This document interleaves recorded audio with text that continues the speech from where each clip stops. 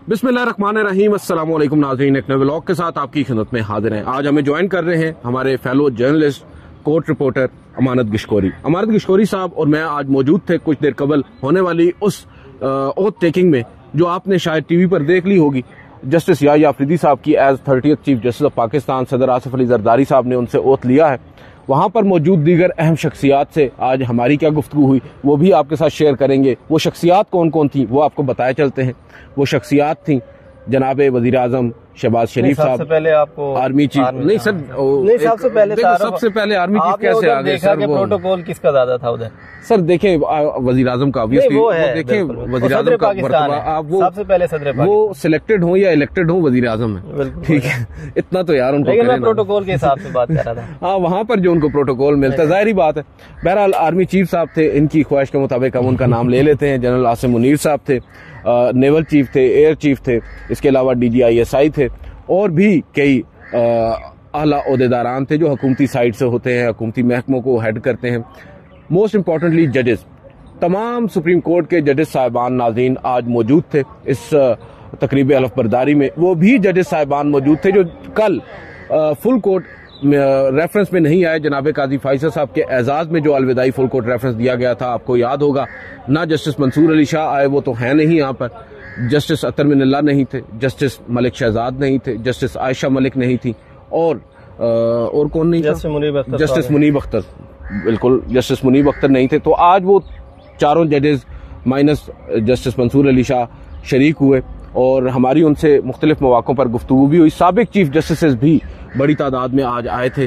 Justice Umar अताब Bandial साहब आए, justice Tassaduq Hussain Jilani साहब, जस्टिस इफ्तिखार मोहम्मद चौधरी साहब और कुछ जस्टिस जो साबिक सुप्रीम कोर्ट के हैं।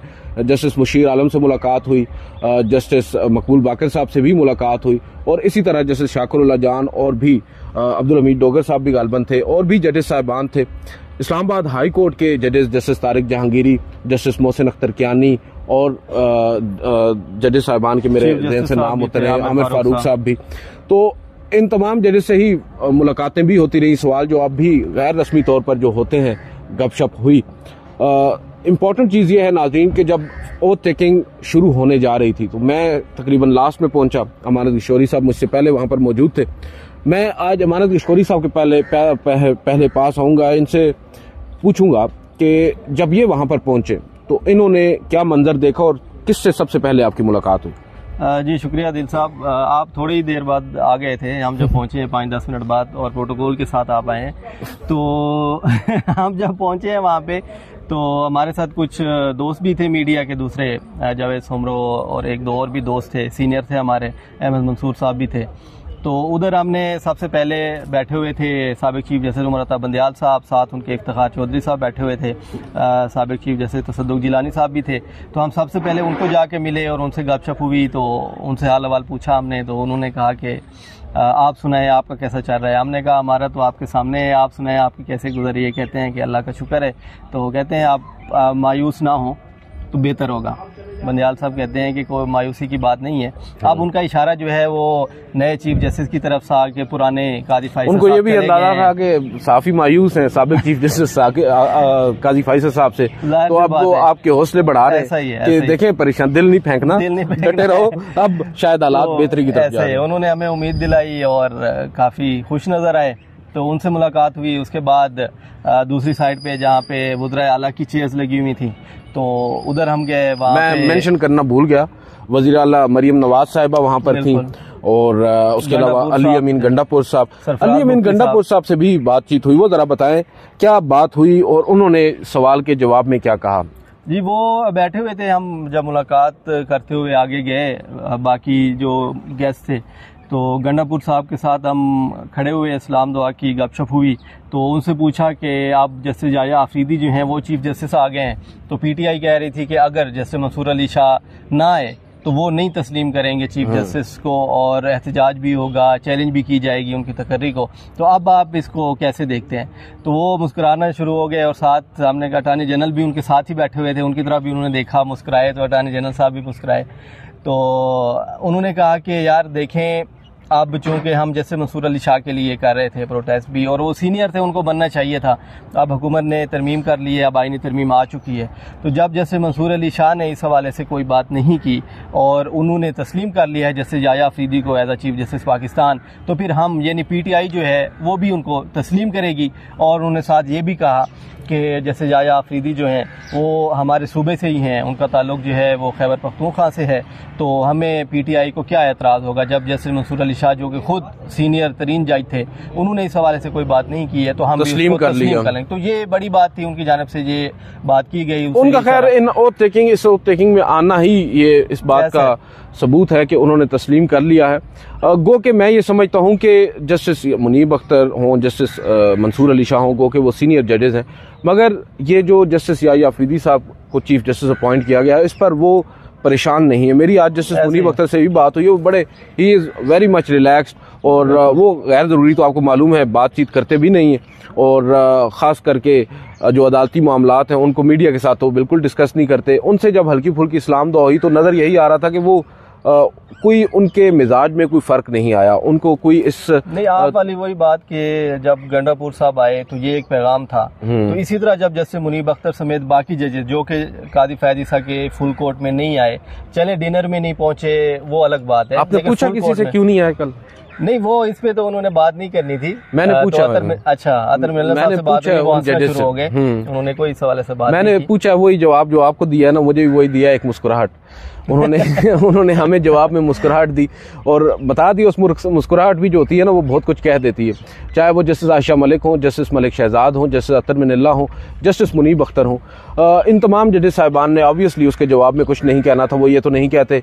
बहरहाल एक जज साहब ने ये ज़रूर कहा कि आपने कल ख़त तो पढ़ ही लिया है जस्टिस मंसूर अली शाह साहब का, तो फिर समझ जाएं हम क्यों कर नहीं आए।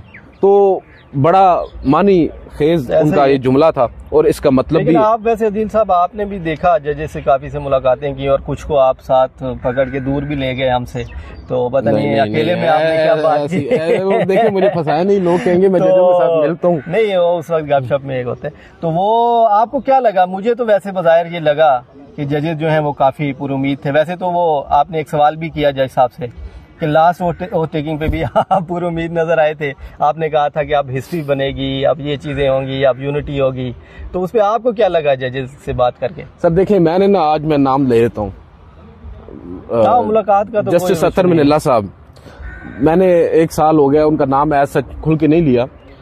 जब गुज़िश्ता साल ओथ टेकिंग थी, आप भी मौजूद थे, मैं भी मौजूद था, तारीख थी 17 सितंबर 2023 की।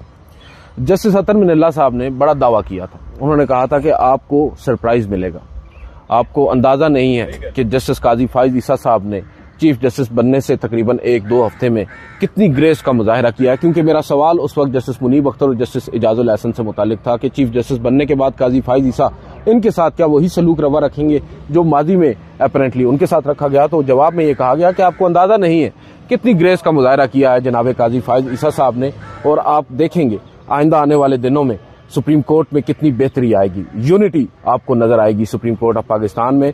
तो आज मेरा वहां पर जाने का मकसद ये था, मैंने कहा कि I look into his eyes और पूछूंगा कि आपने जो 1 साल पहले मुझे जुमला कहा था, क्या आज भी आप उस जुमले पर कायम है? तो खैर क्या कायम सर, देखें बात यह है कि जिस तरह का रवैया रखा है बदकिस्मती के साथ अब वो चले गए हैं, अल्लाह उनको खुश रखे। काजी फाइज ईसा साहब ने, मीडिया को तो सर छोड़ देना, मीडिया तो एक बाहर होता है, आपने अपने ब्रदर जजेस साहिबान जो आपके वकील थे, जो आपको देखे ना, उन्होंने आपके लिए फाइट किया, उन्होंने आपके लिए कुर्बानियां दी हैं, आपके लिए लोगों से नाराजगियां मोल ली हैं। उन जजेस साहिबान के साथ जिस तरह का रवैया आपने रखा, और इवन दो आपके चीफ जस्टिस बनने में उनका किरदार था, तो आज जो चेहरे के तासुरात थे, मैं अब आज की गुफ्तगू में नहीं जाऊंगा, जाहिर बात है बहुत सी बातें ऑफ द रिकॉर्ड होती हैं, मगर जो मैं तासुरात थे नाज़रीन, या जो जिस्ट मुझे नजर आया वो मायूसी ही थी। और वो क्या करते, और जाहिर बात है हमें ये कहा गया कि भाई अगर आप लोग गलत साबित हो गए हैं तो गलत तो जजेस भी साबित हो सकते हैं। और देखें ना, बात यह है कि सिर्फ जैसे अतर मिनल्ला साहब के साथ तो हल्की फुल्की गुफ्तगू हुई, वो आज बड़े मोहतात थे, वो हमें खबर देने से गुरेज कर रहे थे। वो कहते हैं नहीं दी, लेकिन उन्होंने गिले शिकवे जरूर किए। वो सहाफियों से जाहिर बात है सर, सहाफियों ने भी तो कुछ कम नहीं न किया। देखें पर्सनल लेवल पे अटैक, जैसे वो कह रहे थे, वो कहते मुझे खुद नहीं पता होता कि ये बात कहाँ हुई है, तो झूठी खबरें काफी चलती हैं, बिल्कुल बड़ा दुख होता है। मुझे फर्क नहीं पड़ता, इससे 2018 से मेरे खिलाफ ये चीजें हो रही हैं, और उस वक्त जो है ज्यादा अपोजिशन थी। और वो देखें जैसे अतर मिनल्ला रिटायर होंगे तो मुझे लगता है कि बहुत कुछ कहेंगे, बहुत कुछ लिखेंगे, और वो जब लिखेंगे, किताब लिखेंगे, वो जब लिखेंगे तो फिर आपको अंदाजा है क्या कुछ हो सकता है उसमें। और फिर बहुत सारे लोग शर्मिंदा भी होंगे, जो कि हमारे यहाँ बदकिस्मती के साथ रवाज ही नहीं है शर्मिंदा होने का। हम बड़े इत्मीनान के साथ, आज भी उनसे कई ऐसे लोग मिल रहे थे बड़े इत्मीनान के साथ, जो पता है कि जो बातें वो कर रहे हैं वो हकीकत के बिल्कुल बरअक्स हैं, बावजूद इसके जिस इत्मीनान के साथ वो मिल रहे थे, जैसे अतर मिनल्ला भी उनको देख कर मुस्कुरा ही रहे थे।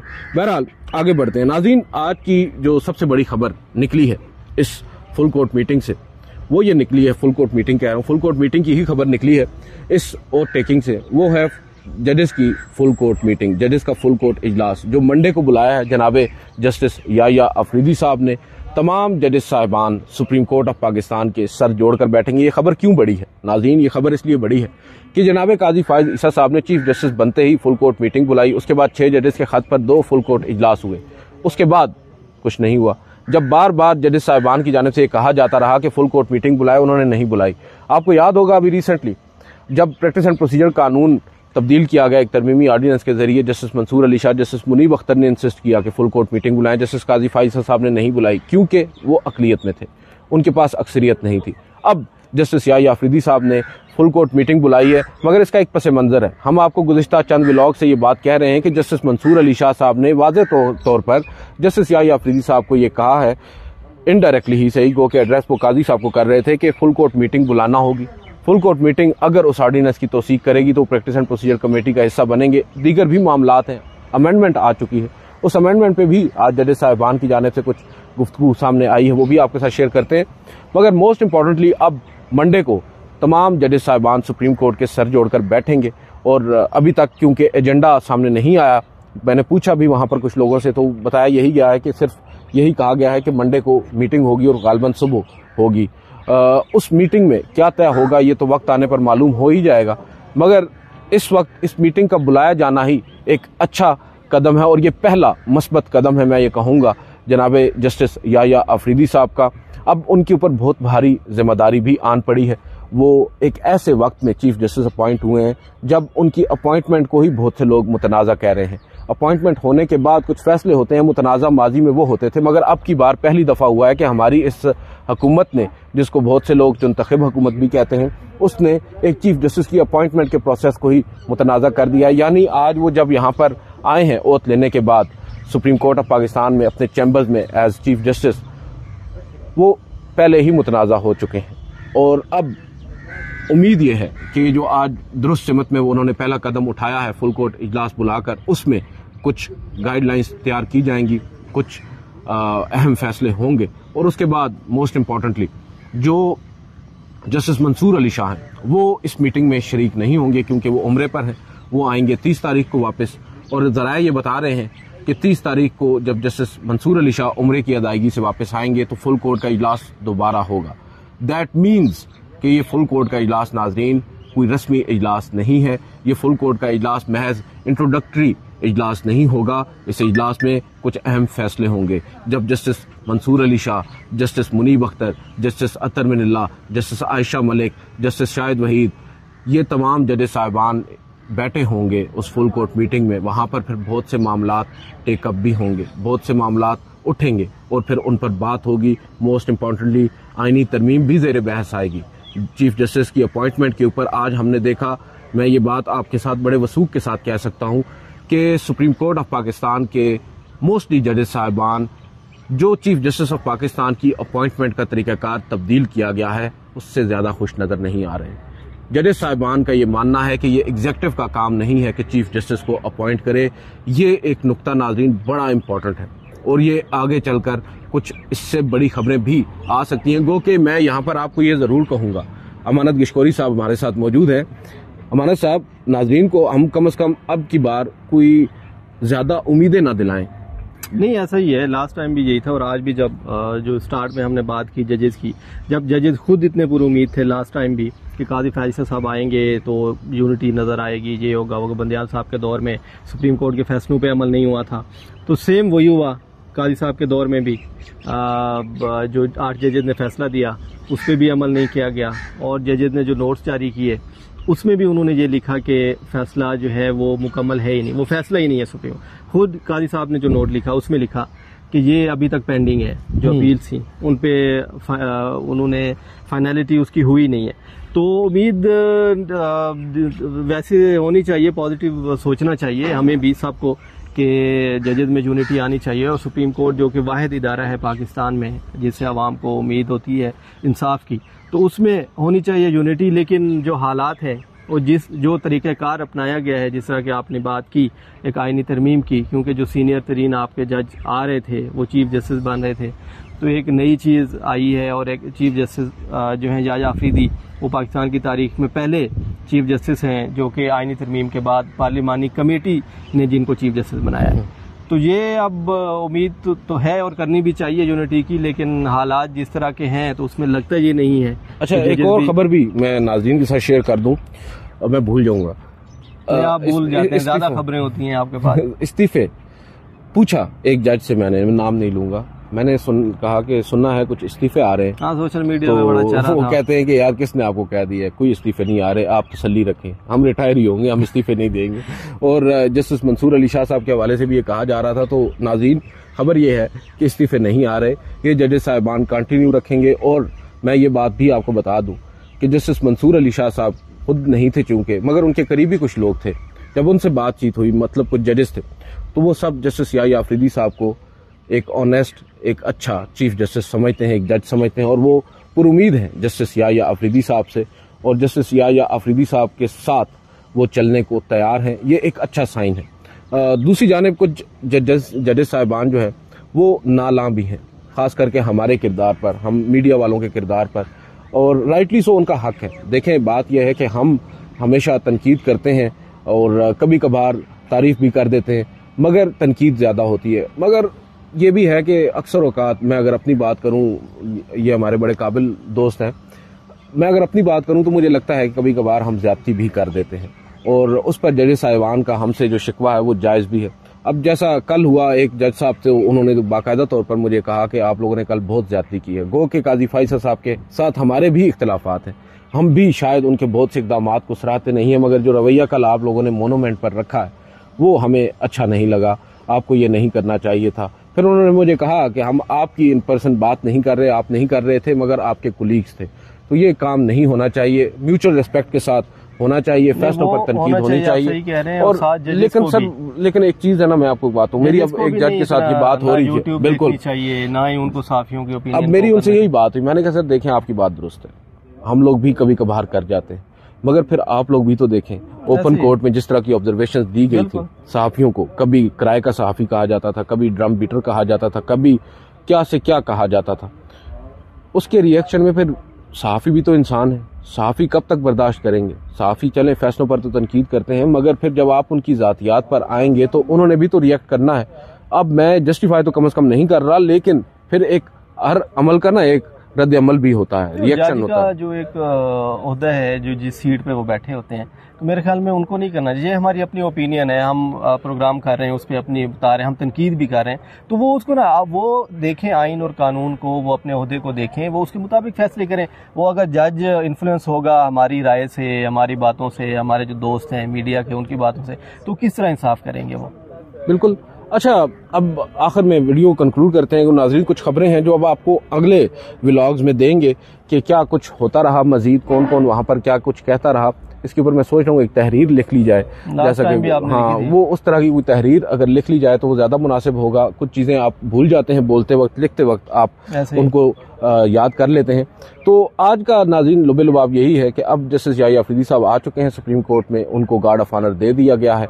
जजीला असलम साहिबा जो रजिस्ट्रार हैं सुप्रीम कोर्ट की अब तक, उन्होंने उनको एक फूलों का गुलदस्ता भी पेश किया है। चीफ जस्टिस ऑफ पाकिस्तान के चैम्बर में वो इस वक्त तशरीफ फरमा है, और मोस्ट प्रोबेबली पहली खबर जो अब वो आएगी फुल कोर्ट के बाद वो जजेस के रोस्टर की आएगी, क्योंकि एक जज साहब बता रहे थे कि अभी तो हमें ये नहीं मालूम कि अगले हफ्ते हमने कौन से बेंच में बैठना है, हमारा रोस्टर अभी नहीं आया, ना ही कॉज लिस्ट फाइनल तैयार हुई है, जो कि अमूमन जुमे को हो जाती है। तो आज शाम तक गालिबन वो कॉज लिस्ट भी आ जाएगी और जजेस का रोस्टर भी आ जाएगा। उससे भी बहुत सी चीज़ें नाज़रीन वाज़ेह हो जाएंगी, बेंचेस की तश्कील कैसे होती है, कौन करता है। जहाँ तक ताल्लुक है प्रैक्टिस एंड प्रोसीजर कमेटी का, तो मैं ये बात आपको बता दूं, शेयर कर दूं आपके साथ कि मैंने जस्टिस मुनीब अख्तर से पूछा कि सर क्या आप प्रैक्टिस एंड प्रोसीजर कमेटी का हिस्सा बन रहे हैं, तो उन्होंने कहा कि भाई मुझे क्या पता, ये तो अब चीफ जस्टिस साहब बताएंगे। और ये इस तरह का ही एक सवाल मैंने ना गुज़िश्ता ओवरटेकिंग पर भी किया था काजी फैसल साहब की जस्टिस मुनीब अख्तर से, तो उस वक्त भी इनका यही जवाब था कि बड़े साहब से पूछें, मुझे नहीं मालूम। तो देखते हैं अब की बार बड़े साहब क्या फैसला करते हैं, क्या जस्टिस मुनीब अख्तर और जस्टिस मंसूर अली शाह उस कमेटी में आते हैं, या कल की जो फुल कोर्ट मीटिंग है उस पर मजीद क्या कुछ होता है आपके साथ शेयर करेंगे। अमानत गशकोरी साहब आपका बहुत बहुत शुक्रिया। नाज़रीन आज की इस वीडियो से इतना ही, इजाज़त दीजिए, अल्लाह हाफिज़।